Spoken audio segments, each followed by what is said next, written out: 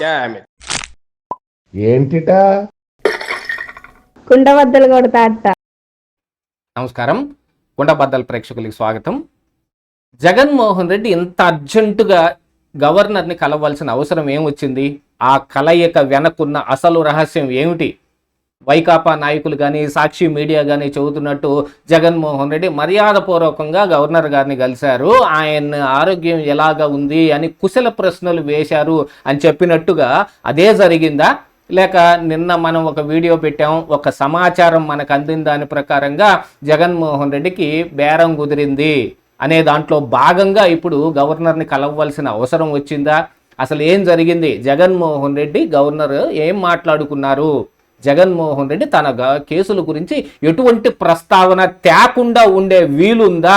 ఇప్పుడు ఏదైనా ఆయన అరెస్టు ఆపగలిగింది గవర్నర్ చేతిలో ఉంది అని అనుకుంటున్న దాంట్లో నిజం ఎంత ఉంది అనేది ఈ వీడియోలో పూర్తిగా మీకు వివరిస్తాను. వీడియో నచ్చితే కనుక ఖచ్చితంగా లైక్ చేయండి. అలాగనే ఇప్పుడు యూట్యూబ్లో ఒక కొత్త ఆప్షన్ వచ్చింది, హైప్ అనే ఒక ఆప్షను. ఇది ట్రెండింగ్ వీడియోస్ లాంటిది అనమాట. మన వీడియోని కూడా కింద వచ్చిన హైప్ ఆప్షన్ని మీరు ఉపయోగించుకొని దాన్ని ఎక్కువగా క్లిక్ చేశారనంటే కనుక ఎక్కువగా ఈ వైరల్ అవడానికి, ఈ వీడియో చాలామందికి రీచ్ అవడానికి ఉపయోగపడుతుంది. కొత్తగా వచ్చిన ఆప్షన్ కూడా ఒకసారి పరిశీలించి వాడవలసిందిగా కోరుకుంటూ ఉన్నాను. ఇక అసలు విషయానికి వస్తే, జగన్మోహన్ రెడ్డి నిన్న అర్జెంటుగా వెళ్ళి గవర్నర్ గారిని కలిశారు. అంత అర్జెంటుగా కలవటానికి ఆయనేం ఆషామాషి వ్యక్తి ఏం కాదు.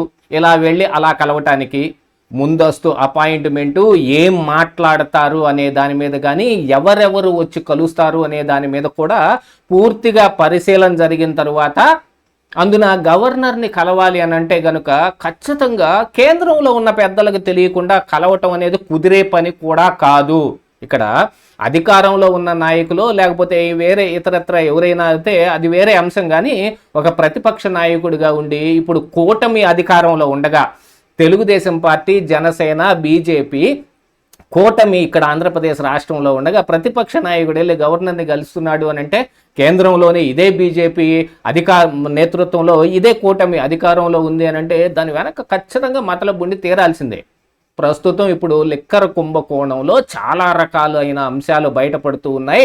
భారతీయ సిమెంట్స్ దాకా సిట్టు వెళ్ళింది. అనేక రకాలైన ఆధారాలు కూడా ఉండటం మూలాన ఎవరికి బెయిల్ రావడం లేదు. ముందస్తు బెయిల్ కూడా తిరస్కరించబడుతోంది. మిథున్ రెడ్డి లాంటి వాళ్ళు కూడా అరెస్టు కాబడుతూ ఉన్నారు. ఇక అంతిమ లబ్ధిదారు జగన్మోహన్ రెడ్డి, భారతీ రెడ్డి అని చెప్పుకుంటున్న ఈ సమయంలో ఇప్పుడు వెళ్ళి గవర్నర్ గారిని కలిశారు, మర్యాదపూర్వకంగానే కలిశారు, ఆయన ఆరోగ్య పరిస్థితులు అడిగి తెలుసుకున్నారు అని అంటే ఇక జనాల చెవుల్లో పూలు పెట్టినట్టే లెక్క. దాని వెనక ఖచ్చితంగా మతలబు ఉండి తీరాల్సిందే. గవర్నర్ గారు దగ్గర 17A అనే ఒక ఆప్షను, అంటే అపాయింటింగ్ అథారిటీ, ఈయన ఎక్స్-సీఎం అవటం మూలాన అప్పుడు ఆయన అధికారంలో ఉండగా జరిగిన వాటి మీద విచారణ జరగాలో లేదు అరెస్టు అవ్వాలో అని అంటే ఈ గత ముఖ్యమంత్రికి ఉన్న వెసులుబాటు 17A, అంటే అపాయింటింగ్ అథారిటీ యొక్క పర్మిషన్ కావాలి. అలాగా అపాయింటింగ్ అథారిటీ యొక్క పర్మిషన్ ఆ 17A ఇవ్వాలి అంటే కనీసం ప్రాథమికంగానైనా ఆధారాలు గవర్నర్ గారికి చూపిస్తే తప్ప ఆయన పర్మిషన్ ఇచ్చే అవకాశం లేదు. కాకపోతే నిబంధనలన్నింటినీ తొంగలో దొక్కి ఇలాంటివి ఏది చంద్రబాబు నాయుడు గారికి వర్తించవు అని పేరు చెప్పుకుంటూ ఒక 17A కోసం అసలు ప్రయత్నం కూడా చేయకుండా ఆయన అరెస్ట్ చేసి పారేసినా కూడా గవర్నర్ గారు కూడా అప్పుడు ఏమి ప్రతిస్పందించరు. కేంద్రం కూడా లోకేష్ లాంటి వాళ్ళు వెళ్ళి అపాయింట్మెంట్ అడుగుతున్నా కూడా వాళ్ళు ఏదో కుంటి సాకులు చెప్పి, అప్పుడు G20 సదస్సు జరుగుతోంది, ఆ సమ్మిట్లో బిజీగా ఉన్నారని చెప్పి కొంత తోసిపుచ్చే కాలంతో ఆ రోజున వ్యవహరించారు. 17A గురించి సుప్రీంకోర్టు దాకా ఆ రోజున మరి తెలుగుదేశం పార్టీ, చంద్రబాబు నాయుడు తాలూకు లాయర్లు వెళ్ళినప్పటికీ ఇంకా ఎటువంటి తీర్పు రాకుండా 17A మీద అది తీర్పు రిజర్వ్ చేయబడి ఉంది. మరి ఎంతకాలం రిజర్వ్ చేస్తారో, ఎప్పటికి ఆ తీర్పు ఇస్తారో తెలియదు. మరి ఇప్పుడు ఏమైనా ఖచ్చితంగా జగన్మోహన్ రెడ్డి అరెస్టులో ఏదైనా ఈ ప్రభుత్వం ఒక తప్పటడుగు వేసినప్పుడు ఆ తీర్పు ఇమీడియట్గా వస్తుందేమో. ఈ కోర్టులు ఎప్పుడు తీర్పిస్తాయి అనేది మనం చెప్పగలిగే అంశం కాదు. అది వాళ్ళ విచక్షణ అధికారాల మీద ఆధారపడి ఉంటుంది. ఇక గవర్నర్ గారి దగ్గరికి 17A గురించి ఖచ్చితంగా ఇప్పుడున్న కూటమి ప్రభుత్వం జగన్మోహన్ రెడ్డిని అరెస్ట్ చేయదలుచుకుంటే ఖచ్చితంగా నిబంధనలు పాటిస్తుంది కాబట్టి 17A కోసం గవర్నర్ గారి దగ్గరికి వెళ్లాల్సిందే. ఆయన దగ్గరకు వెళ్ళినప్పుడు ఆయన ఏదైనా ఈ వ్యవహారం మీద ఎటు తేల్చకుండా అటు పర్మిషన్ ఇవ్వనకుండాను, ఇటు పర్మిషన్ ఇవ్వకుండాను. గతంలో ఇలాంటిదే ఒకటి తమిళనాడులో జరిగింది. ఒక బిల్లు గురించి గవర్నర్ దగ్గరికి వెళ్ళినప్పుడు ఆయన ఎటువంటి ప్రతిస్పందన ఇవ్వకపోతే సుప్రీంకోర్టు దాకా వెళ్ళారు. అట్లాంటిది ఏదైనా జరిగే అవకాశం కూడా ఇక్కడ కనపడుతుంది. దాని మీద ఎటువంటి నిర్ణయం తీసుకోకుండా గవర్నర్ గారు ఆపేశారంటే అరెస్ట్ కూడా ఆగిపోతుంది. అంటే దాని అర్థం ఏమిటి? జగన్మోహన్ రెడ్డి గారు వెళ్ళి కలిసింది కేవలం దీనికోసమనే అనిపిస్తోందా లేదా? ఇంతకు తప్ప వేరే ఏదైనా కారణం ఉంటుందా? అలాంటి కారణాలుంటే ఈ గత సంవత్సరం పాటుగా ఆయన కలవకుండా ఎందుకున్నాడు అనే దాని మీదన జగన్మోహన్ రెడ్డి అరెస్టు ఇదిగో ఆగస్టు 1st వీక్లోనో 2nd వీక్లోనో కాబోతోంది అనుకున్న సమయంలోనే కలుస్తున్నాడు.